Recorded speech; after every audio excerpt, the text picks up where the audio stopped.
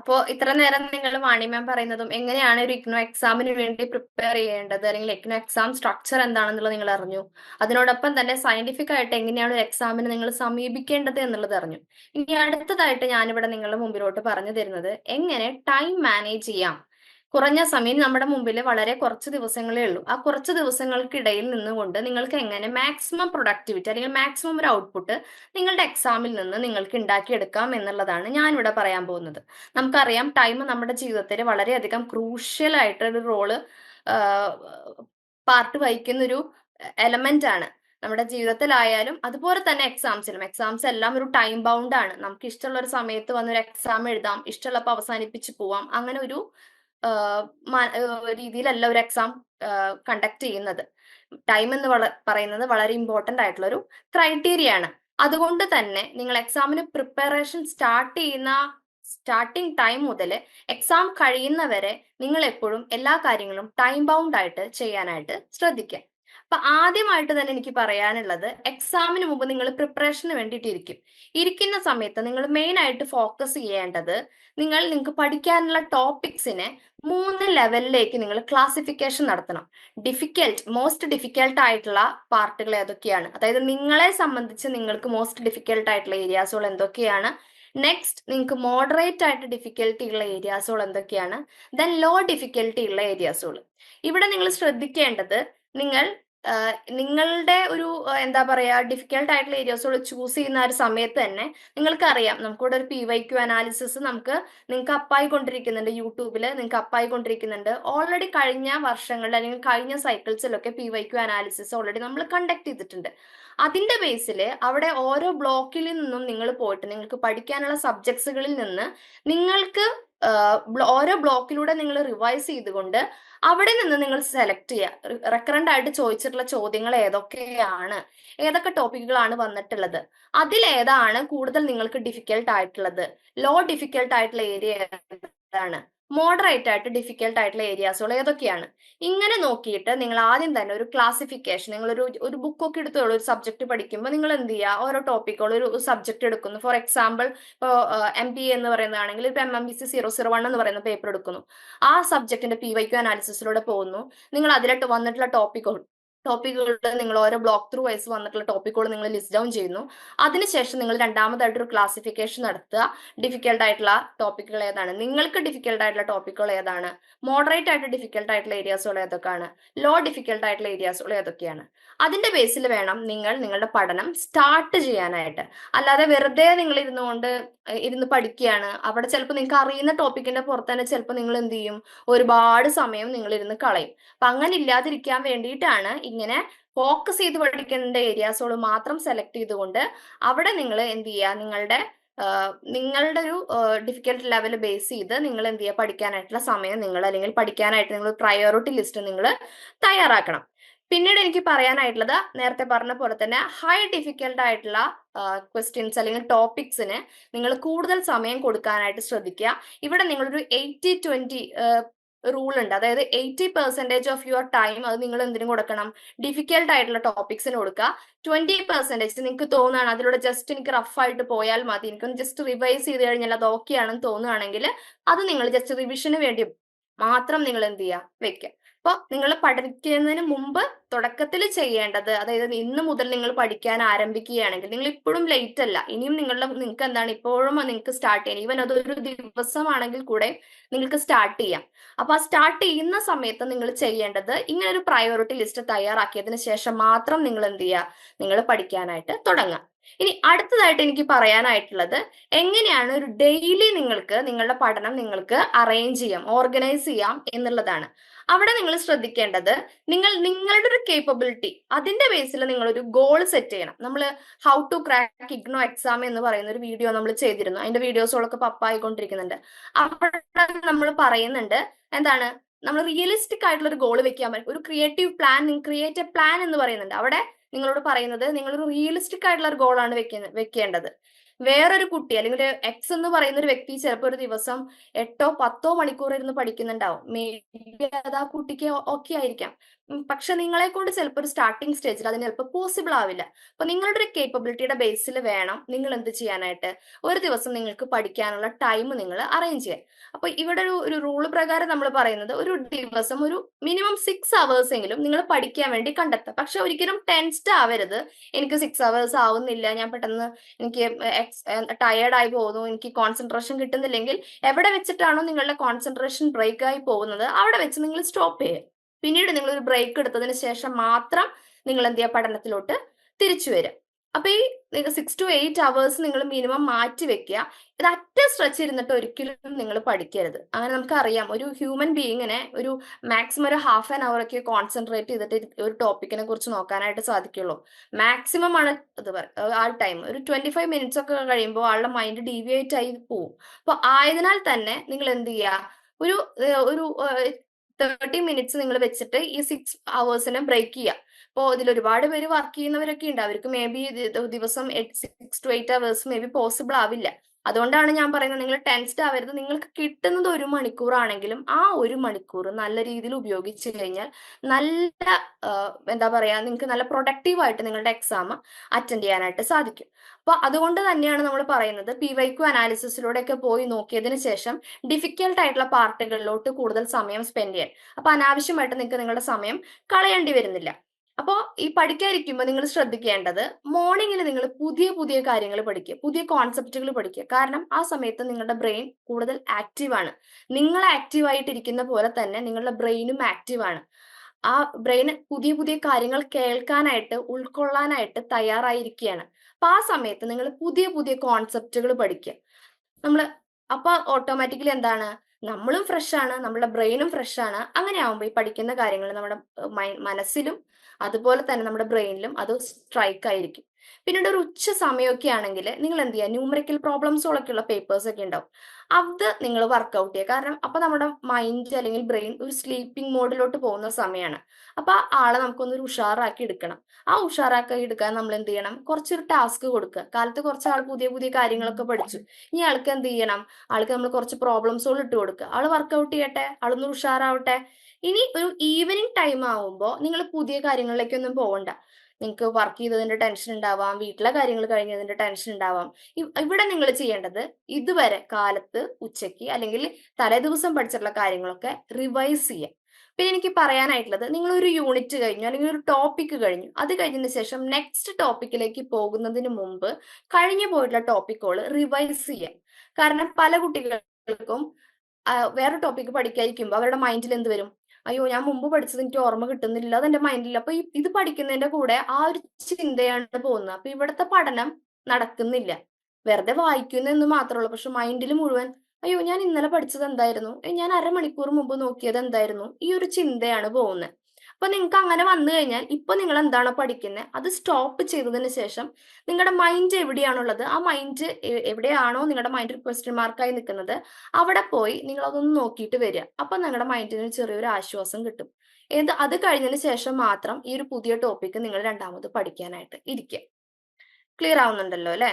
അപ്പോൾ നിങ്ങൾ പഠിക്കുന്നതിന് മുമ്പ് നിങ്ങൾ ഡിഫിക്കൽട്ടി ബേസിൽ പോർഷൻസുകൾ അറേഞ്ച് ചെയ്യുക. പിന്നീട് നിങ്ങൾ എന്ത് ചെയ്യുക, ഒരു ഡെയിലി വൈസ് നമ്മൾ മുമ്പേ പ്രിപ്പയർ ചെയ്യുമല്ലോ, ഡിഫിക്കൽട്ട് ആയിട്ടുള്ള കാര്യങ്ങളൊക്കെ ഒരു നോട്ട്ബുക്കിലോട്ട് പകർത്തി വെക്കുന്നു, അതിന്റെ ബേസിൽ പഠനം തുടങ്ങുന്നു. അപ്പോൾ അത് കഴിഞ്ഞതിന് ശേഷം ഓരോ ദിവസവും പിന്നീട് നിങ്ങൾ എന്ത് ചെയ്യണം, നിങ്ങളുടെ എക്സിക്യൂഷൻ സ്റ്റേജ് ആണ്. അവിടെ നിങ്ങൾ മിനിമം ഒരു 6 hours എങ്കിലും സ്പെൻഡ് ചെയ്യുക. മോർണിംഗ് ടൈമിൽ പുതിയ ടാസ്കുകൾ പഠിക്കുക. ഉച്ച സമയത്ത് നിങ്ങൾ ന്യൂമറിക്കൽ ആയിട്ടുള്ള പ്രോബ്ലംസുകളോ അല്ലെങ്കിൽ ആപ്ലിക്കേഷൻ ബേസ്ഡ് ആയിട്ടുള്ള കാര്യങ്ങളോ നിങ്ങൾ നോക്കാനായിട്ട് ഇരിക്കുക. പിന്നീട് ഈവനിങ് ടൈമിൽ പഠിച്ച കാര്യങ്ങൾ റിവൈസ് ചെയ്യുക. പിന്നെ എനിക്ക് പറയാനായിട്ടുള്ള ഒരു കാര്യം, നേരത്തെ നമ്മൾ പറഞ്ഞ പോലെ തന്നെ അറ്റ സ്ട്രെച്ച് ഒരിക്കലും നിങ്ങൾ പഠിക്കാനായിട്ട് ഇരിക്കരുത്.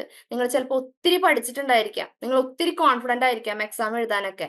പക്ഷെ നിങ്ങൾ ഈ ചില കുട്ടികളൊക്കെ എന്താ പറയാ, ഭക്ഷണം കഴിക്കാതെ നേരത്തെ ഉറങ്ങാതെ ഒക്കെ ആവുമ്പോൾ നിങ്ങൾ ഈ പഠിച്ചത് ചിലപ്പോൾ എക്സാം ഹാളിലോട്ട് എത്തിക്കാൻ പറ്റില്ല.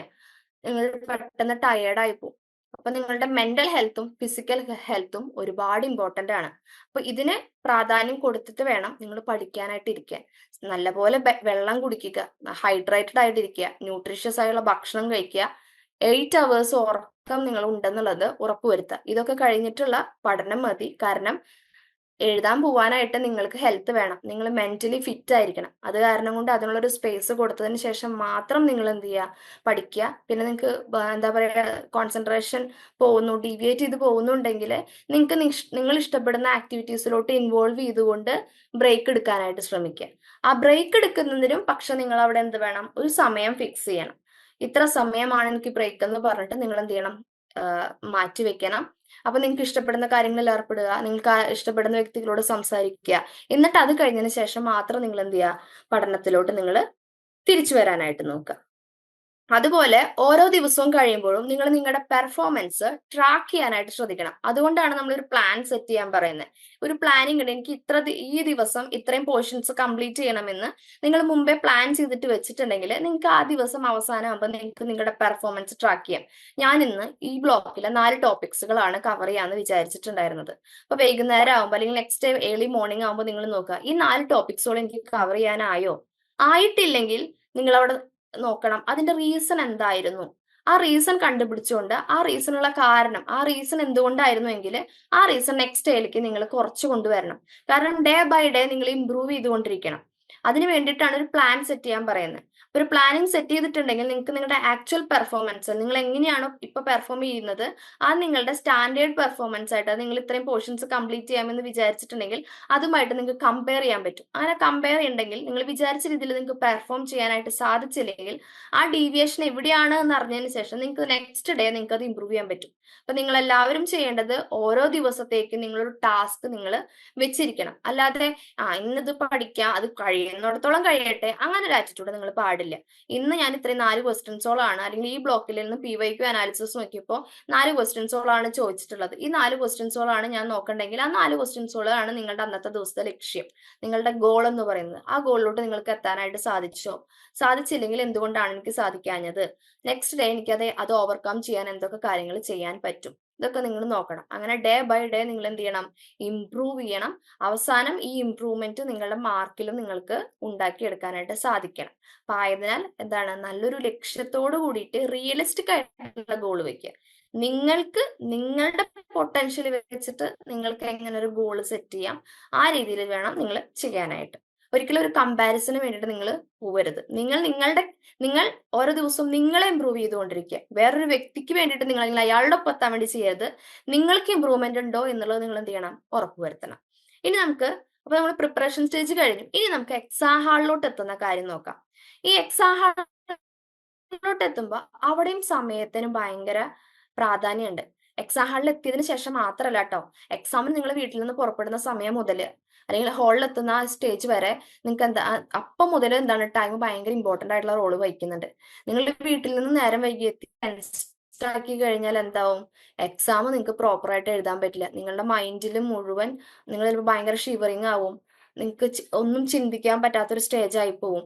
അപ്പൊ എന്താവോ പറയാ, അവരെന്നെ കേറ്റില്ലാവോ, ഇനിയിപ്പോ എനിക്ക് എക്സാം എഴുതാൻ പറ്റില്ലാവോ, അങ്ങനെ പല ചിന്തകളൊക്കെ കടന്നിട്ടാവും നിങ്ങൾ വരിക. അപ്പൊ ആയതിനാൽ നിങ്ങൾ ഒരു എക്സാം ഹാളിലോട്ട് ഒരു മിനിമം ഒരു 15 മിനിറ്റ് മുമ്പെങ്കിലും നിങ്ങൾക്ക് വരാനായിട്ട് എത്താൻ പറ്റുമെന്നുള്ള രീതിയിൽ വേണം നിങ്ങൾ നിങ്ങളുടെ വീട്ടിൽ നിന്ന് പുറപ്പെടാൻ. ആ കറക്റ്റ് സമയത്തിന്, ഇപ്പൊ ഫോർ എക്സാമ്പിൾ ഇപ്പൊ ഉച്ച സമയം 2 മണിക്കാണ് എക്സാം എങ്കിൽ 2 മണിക്ക് എത്തുന്ന രീതിയിൽ പോവരുത്. ഒരു 1:30 1:45 നിങ്ങൾ എക്സാം ഹാളിൽ എത്തുന്ന രീതിയിൽ പോവുക.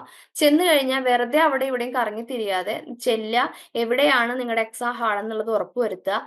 എവിടെയാണ് നിങ്ങൾ ഇരിക്കേണ്ട സീറ്റ് എന്നുള്ളത് നോക്കി വെക്കുക. പിന്നീട് അതൊക്കെ ഓക്കെ ആയതിനു ശേഷം നിങ്ങൾ വേണമെങ്കിൽ ഒന്ന് റിലാക്സ് ചെയ്യാനൊക്കെ ആയിട്ട് നിങ്ങൾ എന്ത് ചെയ്തോളൂ, പൊക്കോളൂ. ഇതൊക്കെ നിങ്ങൾ എന്ത് ചെയ്യണം, കൺഫേം ചെയ്യണം തുടക്കത്തിൽ ചെന്നതിന് ശേഷം. അതിനോടൊപ്പം തന്നെ വീട്ടിൽ നിന്ന് ഇറങ്ങുന്ന സമയത്ത് നിങ്ങളുടെ കയ്യിൽ ID കാർഡ് ഇല്ലേ, ഹോൾ ടിക്കറ്റ് ഇല്ലേ എന്നുള്ളതൊക്കെ നിങ്ങൾ എല്ലാ ദിവസവും ചെക്ക് ചെയ്യണം. ഒരു ദിവസമല്ല, ഡെയിലി എക്സാം കഴിയുന്ന ലാസ്റ്റ് ഡേ വരെ നിങ്ങൾ എന്ത് ചെയ്യണം, കൺഫേം ചെയ്യണം. കാരണം ഇതൊക്കെ നമ്മളെ ടെൻഷൻ ആക്കാനുള്ളതാണ്. നമ്മൾ എന്തോരം പഠിച്ചാലും ഒരു നിമിഷം നമ്മളൊന്ന് പതറിപ്പോയി കഴിഞ്ഞാൽ, ഒരു നിമിഷം നമ്മളൊന്ന് വേർത്ത് പോയി കഴിഞ്ഞാൽ ഈ പഠിച്ചൊന്നും കാര്യമില്ലാതെയാവും. അപ്പൊ ആയതിനാൽ നമ്മൾ മെന്റലി പ്രിപ്പയർ, ഫിസിക്കലി ഉള്ള ഫിറ്റ്നസ് മാത്രമല്ല, മെന്റലി നമ്മൾ എന്തായിരിക്കണം, ഫിറ്റ് ആയിരിക്കണം. അതിന് ഈ സംഗതികളെല്ലാം നമ്മൾ എന്ത് ചെയ്യണം, ഡെയിലി നമ്മൾ നമ്മളെ തന്നെ റിവേഴ്സ് ചെയ്തുകൊണ്ടിരിക്കണം. ഡെയിലി നമ്മൾ റിമൈൻഡ് ചെയ്തുകൊണ്ടിരിക്കണം. നമ്മൾ എന്ത് ചെയ്യണം, അപ്ഡേറ്റ്, അല്ലെങ്കിൽ നമ്മൾ എന്താ പറയാ, ഒന്ന് ഗോ ത്രൂ ചെയ്യണം. നിങ്ങളെന്ന വ്യക്തിയിലൂടെയും ഗോ ത്രൂ ചെയ്യണം, നിങ്ങളുടെ സബ്ജക്റ്റിലൂടെയും നിങ്ങൾ കൊണ്ടുപോകുന്ന സംഗതികളിലൂടെയും നിങ്ങൾ എന്ത് ചെയ്യണം, ഗോ ത്രൂ ചെയ്യാനായിട്ട് ശ്രദ്ധിക്കണം. ഇനി പിന്നെ എക്സാം ഹാളിലോട്ട് നിങ്ങൾ ഒരു 15 മിനിറ്റ് മുമ്പ് എത്തിക്കഴിഞ്ഞ് അങ്ങനെ എക്സാം തുടങ്ങി നിങ്ങൾ എക്സാമിന് കയറുകയാണ്. പേപ്പർ കിട്ടി ഉടനെ തന്നെ നിങ്ങൾ എഴുതുക എന്നുള്ള രീതി നിങ്ങൾ ഒഴിവാക്കുക. നിങ്ങളൊരു ഒരു 10 മിനിറ്റ്സ് എങ്കിലും നിങ്ങൾ എന്ത് ചെയ്യുക, ആ ക്വസ്റ്റ്യൻ പേപ്പറിലൂടെ ഒന്ന് ജസ്റ്റ് ആദ്യം മുതൽ അവസാനം വരെയുള്ള പേജുകളിലൂടെ കടന്നു പോവുക. ആ പോകുന്നതിനൊപ്പം തന്നെ നിങ്ങൾ ചെയ്യേണ്ടത് അതിൽ കൊടുത്തിട്ടുള്ള ഇൻസ്ട്രക്ഷൻസുകൾ നല്ല രീതിയിൽ വായിക്കുക.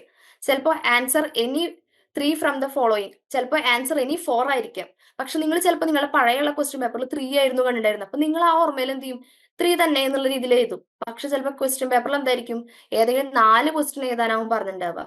അപ്പൊ ഇൻസ്ട്രക്ഷൻസ് വളരെ കൃത്യമായിട്ട് നിങ്ങൾ എന്ത് ചെയ്യണം, വായിക്കാൻ നോക്കണം. അതുപോലെ തന്നെ ക്വസ്റ്റ്യൻ പേപ്പറിൽ കൊടുത്തിരിക്കുന്ന അലോട്ട് ചെയ്തിരിക്കുന്ന സമയം എത്രയാണ്, എത്ര മാർക്കിന്റെ ക്വസ്റ്റ്യൻ ആണ്, ഇതെല്ലാം നിങ്ങൾ നോക്കണം. ഇൻസ്ട്രക്ഷൻസ് വായിക്കുക. അതിനുശേഷം ഓരോ ക്വസ്റ്റ്യനിലൂടെയും നിങ്ങൾ എന്ത് ചെയ്യുക, വായിക്കുക. ഒരു 15 മിനിറ്റ്സ് നിങ്ങൾ അതിന് വേണ്ടിയിട്ട് മാറ്റി വെക്കണം, ഒരു കൂൾ ഓഫ് ടൈം. അല്ലാതെ നിങ്ങൾ തുടക്കത്തിലെ നിങ്ങൾ എന്ത് ചെയ്യുക, എക്സാമിന് വേണ്ടി കയറി ഇരുന്ന് കഴിഞ്ഞു കഴിഞ്ഞാൽ ചിലപ്പോൾ നിങ്ങൾക്ക് അറിയുന്ന ക്വസ്റ്റ്യൻസുകൾ ചിലപ്പോൾ നിങ്ങൾ എന്ത് ചെയ്യില്ല, തുടക്കത്തിൽ ചിലപ്പോൾ ഒരു 3 ക്വസ്റ്റ്യൻസ് കണ്ട് നിങ്ങൾ എഴുതി, ചിലപ്പോൾ അതിനേക്കാൾ എളുപ്പമുള്ള ക്വസ്റ്റ്യൻ ചിലപ്പോൾ എന്താണ് ഒരു 6-മതോ 7-മതോ കേട്ട് എടുക്കുന്നുണ്ടാവും. അപ്പൊ അതുകൊണ്ടാണ് പറയുന്നത്, ക്വസ്റ്റ്യൻ പേപ്പറിൽ മൊത്തമായിട്ട് നിങ്ങൾ എന്ത് ചെയ്യുക, ഒന്ന് കണ്ണോടിച്ച് വരിക. അതിനുശേഷം മാത്രം നിങ്ങൾ എന്ത് ചെയ്യുക, എക്സാം എഴുതാനായിട്ട് നിങ്ങൾ ഇരിക്കുക. ഇനി അത് കഴിഞ്ഞതിന് ശേഷം നിങ്ങൾക്ക് അറിയാം, നിങ്ങൾക്ക് 3 മണിക്കൂറാണ് നിങ്ങളുടെ എക്സാം വരുന്നത്. ഈ 3 മണിക്കൂർ നിങ്ങൾക്ക് നല്ല രീതിയിൽ ഡിവൈഡ് ചെയ്ത് കൊടുക്കാനായിട്ട് സാധിക്കണം. ഡിവൈഡ് ചെയ്ത് കൊടുക്കുക എന്ന് പറഞ്ഞു കഴിഞ്ഞാൽ ഒരു 30 മിനിറ്റ്സ് എങ്കിലും, ഒരു ഹാഫ് ആൻ അവർ എങ്കിലും ഒരു ക്വസ്റ്റിന് കിട്ടുന്ന രീതിയിൽ നിങ്ങൾ എന്ത് ചെയ്യുക, ഡിവിഷൻ നടത്തുക. ആ ഡിവിഷൻ നടത്തുമ്പോൾ നിങ്ങൾ എന്ത് ചെയ്യണം, അവസാനം ഒരു ഹാഫ് ആൻ അവർ നിങ്ങൾക്ക് നിങ്ങളുടെ ക്വസ്റ്റ്യൻ ആൻസർ ഷീറ്റിലൂടെ ഒന്ന് റിവ്യൂ ചെയ്യാനായിട്ടുള്ള ഒരു സമയം കൂടി മാറ്റി വെക്കുന്ന രീതിയിൽ, അല്ലെങ്കിൽ ഒരു 15 മിനിറ്റ്സ് എങ്കിലും, സ്റ്റാർട്ടിങ്ങിൽ ഒരു 15 മിനിറ്റ്സ് നിങ്ങൾക്ക് മാറ്റി വെക്കാൻ സാധിക്കണം. അവസാനവും നിങ്ങൾക്ക് എന്താണ്, ഒരു 15 മിനിറ്റ്സ് എങ്കിലും നിങ്ങൾക്ക് എന്ത് ചെയ്യണം, മാറ്റി വെക്കാനായിട്ട് നിങ്ങൾക്ക് സാധിക്കണം. കാരണം എക്സാം ഒക്കെ നിങ്ങൾ നല്ലപോലെ എഴുതിയിട്ടുണ്ടാവും. ചില കുട്ടികൾക്കുണ്ട് ആ ലാസ്റ്റ് ദിവസം ഇൻവിജിലേറ്റർ വന്ന് പേപ്പർ കയ്യിൽ നിന്ന് പറിച്ചു വാങ്ങുന്നവർ എക്സാം എഴുതിക്കൊണ്ടിരിക്കും. അപ്പൊ അങ്ങനെ ആവുമ്പോൾ എന്താ ഉണ്ടാവുന്നത്, കൊടുത്തു കഴിഞ്ഞതിന് ശേഷം പിന്നെ മുഴുവൻ ടെൻഷനാണ്. ഞാൻ എൻറോൾമെന്റ് നമ്പർ എഴുതിയത് കറക്റ്റ് അല്ലേ, ഞാൻ ഇന്ന ക്വസ്റ്റ്യൻസുകൾ തന്നെ എഴുതിയിട്ടില്ലേ, ഞാൻ ടൈ ചെയ്തത് കറക്റ്റ് അല്ലേ, ഇങ്ങനെ ഒരുപാട് ടെൻഷനുള്ള. ഈ ടെൻഷൻ വെച്ചിട്ടാവും നാളെയും വീണ്ടും വരിക. ചിലപ്പോൾ ഈ ടെൻഷൻ വെച്ചിട്ടാവും നെക്സ്റ്റ് ഡേയിൽ എക്സാം പഠിക്കാതിരിക്കുക. അപ്പൊ ഇത് ഓട്ടോമാറ്റിക്കലി എന്താക്കും, ആ കുട്ടിയുടെ പിന്നീടുള്ള ദിവസങ്ങളിലെ എക്സാമിനെ അത് ചിലപ്പോൾ നെഗറ്റീവായിട്ട് ഇമ്പാക്റ്റ് ഉണ്ടാക്കാം. അപ്പൊ ആയതിനാൽ നിങ്ങൾ ചെയ്യേണ്ടത് ഒരു 15 മിനിറ്റ്സ് മുമ്പെങ്കിലും നിങ്ങളുടെ എക്സാം കംപ്ലീറ്റ് ചെയ്യുക. അത് കഴിഞ്ഞതിന് ശേഷം ഏറ്റവും ഫ്രണ്ട് പേജിലോട്ട് പോവുക. അവിടെ നിങ്ങൾ കൊടുത്തിരിക്കുന്ന എൻറോൾമെന്റ് നമ്പർ കറക്റ്റ് അല്ലേ, ഞാൻ കൊടുത്തിരിക്കുന്ന ക്വസ്റ്റ്യൻ ആൻസേഴ്സിന് നമ്പറിങ് കൊടുത്തിരിക്കുന്നത് കറക്റ്റ് അല്ലേ, ഞാൻ എഴുതിയിരിക്കുന്ന ആൻസേഴ്സും ഒക്കെ വാലിഡ് ആയിട്ടുള്ള പോയിന്റുകൾ ഇല്ലേ എന്നുള്ളതൊക്കെ നിങ്ങൾ നോക്കണം. പല കുട്ടികളോടും നമ്മളോട് വന്നിട്ട് വിളിച്ചിട്ട് പറയും, മാം എനിക്ക് എക്സ്പെക്ട് ചെയ്ത മാർക്ക് ഇല്ല മാം, ഞാൻ ഒരുപാട് എഴുതിയിട്ടുണ്ടായിരുന്നു. ഒരുപാട് എഴുതുന്നതിലല്ല കാര്യം. അവിടെ നേരത്തെ സുനിറ മാം പറഞ്ഞതുപോലെ അവരുടെ കയ്യിൽ ഒരു ആൻസർ കീ ഉണ്ട്. ആൻസർ കീയിൽ പറയുന്ന കുറച്ച് വാലിഡ് ആയിട്ടുള്ള പോയിന്റുകൾ ഉണ്ട്. ഇതെന്ത് വേണം, അതിലുണ്ടായിരിക്കണം. അല്ലാതെ നിങ്ങൾ എന്തൊക്കെയോ നിങ്ങൾ എഴുതി വെച്ച് കഴിഞ്ഞാൽ ഒരു മാർക്ക് തരില്ല. അപ്പൊ അതങ്ങനെ എഴുതുന്ന സമയത്ത് ആ വാലിഡ് ആയിട്ടുള്ള പോയിന്റുകളൊക്കെ നിങ്ങൾ എഴുതിയിട്ടില്ലേ എന്നുള്ളത് നിങ്ങൾക്ക് ഒന്ന് റിവ്യൂ ചെയ്യാൻ പറ്റണം. അപ്പൊ ആ റിവ്യൂ ചെയ്ത് പറ്റണമെങ്കിൽ നിങ്ങൾ അതിന് വേണ്ടിയിട്ടുള്ള ഒരു സമയം കൂടി കൊടുക്കണം. അപ്പോൾ നിങ്ങളൊരു സ്റ്റാർട്ടിങ്ങിൽ ഒരു കൂൾ ഓഫ് ടൈം കൊടുക്കുക. പിന്നീട് നിങ്ങൾ എന്ത് ചെയ്യുക, എക്സാം നിങ്ങൾ എഴുതി തുടങ്ങുക. ആ എഴുതി കഴിഞ്ഞതിന് ശേഷം നിങ്ങൾ എന്ത് ചെയ്യുക, ഒരു 15 മിനിറ്റ്സ് നിങ്ങൾക്ക് നിങ്ങൾ എഴുതിയിട്ടുള്ള ആൻസേഴ്സിലൂടെ ഗോ ത്രൂ ചെയ്യാനായിട്ടുള്ള സമയം ഇല്ലേ എന്നുള്ളത് നിങ്ങൾ എന്ത് ചെയ്യണം, എൻഷുർ ചെയ്യണം. എന്ന് കഴിഞ്ഞാൽ മാത്രമേ നമുക്കൊന്ന് റിലാക്സ്ഡ് ആയിട്ട് എക്സാമിനെ സമീപിക്കാൻ പറ്റുള്ളൂ. നെക്സ്റ്റ് കാലത്തെ എക്സാംസിനും അല്ലെങ്കിൽ വരാൻ പോകുന്ന എക്സാംസിനൊക്കെ ഒന്ന് കൂളായിട്ട് ഹാൻഡിൽ ചെയ്യാൻ പറ്റുള്ളൂ. ഒരിക്കലും ഒരു ഹറിബറി മോഡൽ ഒരു എക്സാമിന് പോവരുത്. സമയം റൺ ചെയ്തുകൊണ്ടിരിക്കും, അതൊക്കെ കറക്റ്റ് തന്നെയാണ്. പക്ഷെ അതിനു വേണ്ടിയുള്ള പ്ലാനിങ് നിങ്ങൾ മുമ്പേ ചെയ്ത് കഴിഞ്ഞാൽ മാത്രമേ ഈ സമയത്തിന് നിങ്ങൾക്ക് നല്ല രീതിയിൽ ഹാൻഡിൽ ചെയ്യാനായിട്ട് സാധിക്കുള്ളൂ. ഒരു പ്ലാനിങ് നിങ്ങൾക്ക് മസ്റ്റ് ആയിരിക്കണം. കാരണം സമയം ആർക്കു വേണ്ടി വെയിറ്റ് ചെയ്യുന്ന ഒന്നല്ല. ആയതിനാൽ നല്ല രീതിയിലുള്ള പ്ലാനിങ് നിങ്ങൾ എന്ത് ചെയ്യണം, തുടക്കം മുതലേ നിങ്ങൾ എന്ത് ചെയ്യണം. ഇനി നിങ്ങൾക്ക് അടുത്തതായിട്ട് പറയാനായിട്ടുള്ള എനിക്കൊരു പോയിന്റ് ആണ്, എങ്ങനെയാണ് നിങ്ങൾക്ക് നല്ല സ്മാർട്ട് ആയിട്ടുള്ള ആൻസേഴ്സ് എഴുതാൻ പറ്റുക. അപ്പൊ നമ്മൾ ഹൗ ടു ക്രാക്ക് എക്സാംസിന്റെ ഒക്കെ വീഡിയോസുകൾ നോക്കിക്കഴിഞ്ഞാൽ കാണാൻ പറ്റും എങ്ങനെയാണ് സ്മാർട്ട് ആയിട്ട് ആൻസർ പ്രസന്റ് ചെയ്യേണ്ടത് എന്നുള്ളത്. അപ്പൊ അതിന് കുറെ തവണ നമ്മൾ പറയുന്നുണ്ട്, വിഷ്വൽ എയ്ഡ്സ് യൂസ് ചെയ്യുക, ബുള്ളറ്റിൻ പോയിന്റ്സ് യൂസ് ചെയ്യുക, ഹൈലൈറ്റ് ചെയ്യേണ്ട കാര്യങ്ങൾ ഹൈലൈറ്റ് ചെയ്യുക എന്നുള്ള കാര്യങ്ങളൊക്കെ പറയുന്നുണ്ട്. അപ്പോൾ അതിൽ പറയുന്ന പോലെ തന്നെ തുടക്കത്തിൽ വാണി മാം പറഞ്ഞിരുന്നു, നിങ്ങൾ ഫ്ലോ ചാർട്ട്സ് അല്ലെങ്കിൽ ഫ്ലോ ചാർട്ട് ഒക്കെ യൂസ് ചെയ്യുക. എന്തെങ്കിലും ഇപ്പോൾ ഒരു പ്രോസസ്സാണ്, ഇപ്പോൾ പ്രൊഡക്റ്റ് ലൈഫ് സൈക്കിൾ ആണ് നിങ്ങളോട് പറയാൻ പറഞ്ഞിരിക്കുന്നത്. അപ്പോൾ അവിടെയൊക്കെ നിങ്ങൾക്ക് എന്ത് ചെയ്യാം, ആ ഒരു ഫ്ലോ ചാർട്ട് നിങ്ങൾക്ക് ഉപയോഗിക്കാം. പ്രൊഡക്റ്റ് ലൈഫ് സൈക്കിൾ എങ്ങനെയാണ് പോകുന്നത്, ആ ഫ്ലോ ചാർട്ട്സ് ഉപയോഗിക്കാം. അതിനോടൊപ്പം തന്നെ എക്സാമ്പിൾസുകൾ കോട്ട് ചെയ്യാം. അപ്പൊ എക്സാമ്പിൾസുകൾ എഴുതുമ്പോൾ അത് വായിക്കുന്ന അതല്ലെങ്കിൽ അത് വാല്യൂ ചെയ്യുന്ന വ്യക്തിക്ക് നിങ്ങൾ ആ കോൺസെപ്റ്റ് മനസ്സിലാക്കിയിട്ടാണ് അത് എഴുതിയിട്ടുള്ളത് എന്നുള്ളതൊരു തോന്നൽ എന്ത് ചെയ്യും, ആളുടെ മൈൻഡിലോട്ട് വരും. അല്ലാതെ ഈ കുട്ടി എന്തൊക്കെയോ എഴുതി വെച്ചിരിക്കുന്നതല്ല, എന്തൊക്കെയോ തിയറി എഴുതി വെച്ചിരിക്കുന്ന ഒരു ആറ്റിറ്റ്യൂഡ് അല്ല ആളുടെയിലോട്ട് പോകുക. ആൾ നോക്കുമ്പോൾ കുട്ടിക്ക് കോൺസെപ്റ്റ് അറിയാം. അങ്ങനെ നമ്മൾ കോൺസെപ്റ്റ് മനസ്സിലാക്കി എഴുതുന്നതുകൊണ്ടാണ് നമുക്ക് എക്സാമ്പിൾസുകൾ കോട്ട് ചെയ്യാൻ പറ്റുന്നത്. ഇങ്ങനെ എക്സാമ്പിൾസുകൾ വെച്ച് നമ്മൾ പഠിക്കുമ്പോൾ നാളെ ആയാലും നമുക്കൊരു ലൈഫിലായാലും നമ്മുടെ ഒരു കരിയറിലായാലും വീണ്ടും ഈ സെയിം ഇൻസിഡന്റ് അല്ലെങ്കിൽ സെയിം ടേം വരുമ്പോൾ അവിടെ നിങ്ങൾക്ക് അതിനനുസരിച്ച് നിങ്ങൾക്ക് എന്താണ് പ്രാക്ടിക്കലി നിങ്ങൾ പഠിച്ചിട്ടുള്ള തിയറീസുകൾ അപ്ലൈ ചെയ്യാൻ പറ്റും. അപ്പൊ നിങ്ങൾ എന്ത് ചെയ്യുക, ഫോക്കസ് ചെയ്ത് നിങ്ങൾ എഴുതാൻ, കീവേഡ്സിൽ നിങ്ങൾ ഫോക്കസ് ചെയ്യുക. എന്തെങ്കിലും കീവേഡ്സുകൾ നിങ്ങൾക്ക് എഴുതാനായിട്ടുണ്ടെങ്കിൽ അതൊക്കെ നിങ്ങൾ എന്ത് ചെയ്യണം, ഹൈലൈറ്റ് ചെയ്തിട്ട് നിങ്ങൾ എന്ത് ചെയ്യുക, എഴുതാനായിട്ട് ശ്രമിക്കുക. പിന്നീട് സ്ട്രക്ചർ മാറ്റർ ആണ്. അതായത് തുടക്കത്തിൽ വാണി മാം റിപ്പീറ്റഡ് ആയിട്ട് പറഞ്ഞിട്ടുണ്ടായിരുന്നു, സുനിറ മാം പറഞ്ഞിട്ടുണ്ടായിരുന്നു, നിങ്ങൾ എപ്പോഴും ഒരു ആൻസർ എഴുതുമ്പോൾ ഒരു ക്വസ്റ്റ്യൻ കണ്ടു നേരിട്ട് തന്നെ അതിന്റെ മെയിൻ ആൻസറിലോട്ട് പോവാതെ ഒരു ഇൻട്രഡക്ഷൻ കൊടുക്കണം, ഒരു ബോഡി പാർട്ട് കൊടുക്കണം, ഒരു കൺക്ലൂഷൻ പാർട്ട് കൊടുക്കണം. പാരഗ്രാഫ് വൈസ് ആക്കി കൊടുക്കാനായിട്ട് പരമാവധി നിങ്ങൾ ശ്രദ്ധിക്കണം. ഓരോ ബോഡി പാർട്ടിലൊക്കെ ഒറ്റ ഒരു പാരഗ്രാഫ് എഴുതി വെക്കാതെ അതിന് എന്താണ് 3-4 പാരഗ്രാഫുകളാക്കി നിങ്ങൾ എഴുതാനായിട്ട് ശ്രമിക്കണം. നേരത്തെ പറഞ്ഞ പോലെ തന്നെ ഹെഡ്ലൈൻസ് ഉണ്ടെങ്കിൽ നിങ്ങൾ എന്ത് ചെയ്യണം, അണ്ടർലൈൻ ചെയ്യണം. പരമാവധി ഓരോ സംഗതികൾക്കും എന്തെങ്കിലും എക്സാമ്പിൾസുകളൊക്കെ ഉണ്ടെങ്കിൽ എക്സാമ്പിൾസ് കോട്ട് ചെയ്യുക. അപ്പൊ അങ്ങനെയാകുമ്പോൾ പേജസ് ഉണ്ടാവും, നോക്കുന്ന ആൾക്കും കുറച്ച് എന്തായിരിക്കും, അട്രാക്റ്റീവ് ആയിരിക്കും. അത് നല്ല രീതിയിൽ പ്രസന്റേഷൻ നടത്തുമ്പോൾ കുറച്ചുകൂടി അട്രാക്റ്റീവ് ആയിരിക്കും. നേരത്തെ പറഞ്ഞ പോലെ എന്തൊക്കെയോ എഴുതി വെച്ച് പേജിന്റെ എണ്ണം കൂട്ടുന്നതിലല്ല കാര്യം. നിങ്ങൾ എഴുതുന്നത് 2-3 പേജ് ആയിക്കോട്ടെ, അതില് ആ ഇൻവിജിലേറ്ററിന്റെ കയ്യിലുള്ള കീവേഡ്സ് ഉണ്ടെങ്കിൽ നിങ്ങൾക്ക് മാർക്ക് അവിടെ ഉറപ്പാണ്. അപ്പൊ ആയതിനാൽ നിങ്ങൾ എന്ത് ചെയ്യുക, ആ രീതിയിൽ പഠിക്കുക. പിന്നെ കുറെ തിയറി മഗപ്പ് ചെയ്യാതെ നേരത്തെ പറഞ്ഞ പോലെ തന്നെ നിങ്ങൾ കുറച്ച് എക്സാമ്പിൾസുകളും കാര്യങ്ങളും എടുത്ത് പഠിക്കുമ്പോൾ അത് പഠിക്കുന്ന നിങ്ങൾക്കും ഇൻട്രസ്റ്റിംഗ് ആണ്. കാരണം നിങ്ങൾ അത് കോൺസെപ്റ്റ് മനസ്സിലാക്കിയിട്ടാ പോണേ. അപ്പൊ നിങ്ങൾക്ക് എന്തായിരിക്കും, നിങ്ങൾക്ക് കൂടുതൽ ഇൻട്രസ്റ്റിംഗ് ആയിട്ട് തോന്നും. നാളെ നിങ്ങൾക്ക് ഈ ഒരു കാര്യം വേറൊരാൾക്ക് എക്സ്പ്ലെയിൻ ചെയ്ത് കൊടുക്കണമെങ്കിൽ നിങ്ങൾക്ക് ഈസി ആയിട്ട് എക്സ്പ്ലെയിൻ ചെയ്ത് കൊടുക്കാനായിട്ട് സാധിക്കും. സബ്ജക്റ്റിനോട് ഇൻട്രസ്റ്റ് വരും, എക്സാം എഴുതാനായിട്ടൊരു ഇൻട്രസ്റ്റ് വരും. പേപ്പർ നോക്കുന്ന വ്യക്തിക്കും നിങ്ങളുടെ പേപ്പർ നോക്കാൻ ഒരു താല്പര്യം വരും. അപ്പൊ ആയതിനാൽ തന്നെ നിങ്ങൾ എന്ത് ചെയ്യുക, ആൻസർ എഴുതുന്ന സമയത്ത് ഇത്രയും കാര്യങ്ങൾ നിങ്ങൾ എന്ത് ചെയ്യണം, പരമാവധി ശ്രദ്ധിച്ച് നിങ്ങൾ എഴുതാനായിട്ട് ശ്രമിക്കുക. അങ്ങനെ ആൻസർ ഒക്കെ എഴുതി അവസാന സ്റ്റേജിൽ നിങ്ങൾ എന്ത് ചെയ്യുക, ഒരു 10 to 15 മിനിറ്റ്സ് നിങ്ങൾ എഴുതിയിട്ടുള്ള ആൻസേഴ്സ് കറക്റ്റ് അല്ലേ എന്നുള്ളത് നിങ്ങൾ ഉറപ്പുവരുത്തുക. ചിലപ്പോൾ ചില ക്വസ്റ്റ്യൻസിന്റെ ഉള്ളിലൊക്കെ സബ് ക്വസ്റ്റ്യൻസുകൾ ഉണ്ടായിരിക്കും, നമ്മൾ ഈ തിരക്കിന്റെ ഇടയിൽ വിട്ടുപോകും. അപ്പൊ അത് അങ്ങനെ വിട്ടുപോവാതിരിക്കാൻ വേണ്ടിയിട്ടാണ് നമ്മൾ പറയുന്നത്, നിങ്ങളൊരു റിവ്യൂ ടൈം, നിങ്ങൾ റിവ്യൂ ചെയ്യാനായിട്ടൊരു സമയം നിങ്ങൾ എന്ത് ചെയ്യണം, വെക്കണം. അത് സ്റ്റാർട്ടിങ്ങിലും വെക്കണം, അവസാനവും വെക്കണം. നിങ്ങൾ ഇത്രയും കാര്യങ്ങൾ നല്ല രീതിയിൽ ചെയ്തു കഴിഞ്ഞാൽ നിങ്ങൾക്ക് നല്ല രീതിയിൽ നിങ്ങൾക്ക് എന്ത് ചെയ്യാൻ പറ്റും, എക്സാം എഴുതാൻ പറ്റും. ഞാൻ ഈ പറഞ്ഞ പോലെ നിങ്ങളുടെ മുമ്പിൽ ഒരു ദിവസമായിക്കോട്ടെ 2 ദിവസമായിക്കോട്ടെ നിങ്ങളുടെ മുമ്പിൽ കിടക്കുന്നെങ്കിൽ ഈ രീതിയിൽ നിങ്ങൾ പ്ലാൻ ചെയ്ത് എക്സാം ഹാളിൽ എത്തുന്നവരെ ഈ രീതിയിലുള്ള ഒരു പ്ലാനിങ് പോവുകയാണെങ്കിൽ നിങ്ങൾക്ക് അതാത് എക്സാംസുകൾ നല്ല രീതിയിൽ എക്സാം എഴുതാനും നല്ലൊരു റിസൾട്ട് ജനറേറ്റ് ചെയ്യാനും സാധിക്കും. നിങ്ങളെല്ലാവരും നല്ലൊരു എക്സാം എഴുതുമെന്നും അല്ലെങ്കിൽ നല്ല രീതിയിൽ എക്സാം എഴുതുമെന്നും നല്ല റിസൾട്ട് ഉണ്ടാവണമെന്നാണ് നമ്മൾ ലേൺ വൈസ് ആഗ്രഹിക്കുന്നത്. അതുകൊണ്ടാണ് നമ്മൾ ഇത്രയും ഇനീഷ്യേറ്റീവ്സ് നിങ്ങൾക്ക് വേണ്ടിയിട്ട് ചെയ്യുന്നത്. അപ്പോൾ നിങ്ങൾ അതൊക്കെ നിങ്ങൾ എന്ത് ചെയ്യണം, മാക്സിമം നിങ്ങൾ യൂട്ടിലൈസ് ചെയ്യാനായിട്ട് നോക്കണം. PYQ അനാലിസിസ് ആയിക്കോട്ടെ, ഹൗ ടു ക്രാക്ക് എക്സാംസ് ആയിക്കോട്ടെ, അങ്ങനെ വരുന്ന എല്ലാ കാര്യങ്ങളിൽ നിന്നും നിങ്ങൾക്ക് അഡീഷണൽ ആയിട്ട് എന്തൊക്കെ ഇൻഫർമേഷൻസുകൾ കിട്ടുന്നോ അതൊക്കെ പരമാവധി നിങ്ങൾ എന്ത് ചെയ്യുക, യൂട്ടിലൈസ് ചെയ്യാനായിട്ട് നോക്കുക. നിങ്ങൾ ഇഗ്നുവിൽ ജോയിൻ ചെയ്ത ഒരാളാണോ, അല്ലെങ്കിൽ ഇഗ്നുവിൽ ജോയിൻ ചെയ്ത് ഡിഗ്രി PG ഒക്കെ തന്നെ നേടണമെന്ന് ആഗ്രഹിക്കുന്ന ഒരാളാണോ? ആണെങ്കിൽ നിങ്ങൾക്ക് വേണ്ടിയുള്ളതാണ് ലേൺവൈസ് പ്ലാറ്റ്ഫോം. കേരളത്തിലെ ഏറ്റവും മികച്ച ഇഗ്നോ സപ്പോർട്ട് പ്ലാറ്റ്ഫോമായുള്ള ലേൺവൈസിന്റെ സഹായത്തോടു കൂടി രാജ്യത്തെ ഏറ്റവും മികച്ച, ഏറ്റവും ക്രെഡിബിൾ ആയിട്ടുള്ള ഡിസ്റ്റൻസ് എഡ്യൂക്കേഷൻ യൂണിവേഴ്സിറ്റി ആയുള്ള ഇഗ്നുവിൽ നിന്ന് ഡിഗ്രി PG MBA ഒക്കെ നേടാം. 22ഓളം വരുന്ന പ്രോഗ്രാമുകളിൽ first year, second year, third year, fourth ഇയറിന് ആവശ്യമായുള്ള കംപ്ലീറ്റ് സപ്പോർട്ട് നിങ്ങൾക്ക് ലേൺവൈസിൽ അവൈലബിൾ ആണ്.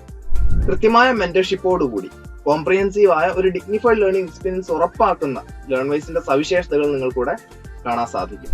ലേൺവൈസിൽ നിന്ന് മുമ്പ് പഠിച്ചിറങ്ങിയവരുടെയും ഇപ്പോൾ പഠിച്ചുകൊണ്ടിരിക്കുന്നവരുടെയും എക്സ്പീരിയൻസ് അറിയുന്നതിനും കണ്ട് മനസ്സിലാക്കുന്നതിനുമായിട്ട് എത്രയും പെട്ടെന്ന് ലേൺവൈസ് യൂട്യൂബ് ചാനലിലേക്ക് പോവുക. അവിടെ നിങ്ങൾക്ക് ഒരുപാട് വീഡിയോസ് കാണാൻ സാധിക്കുന്നതാണ്.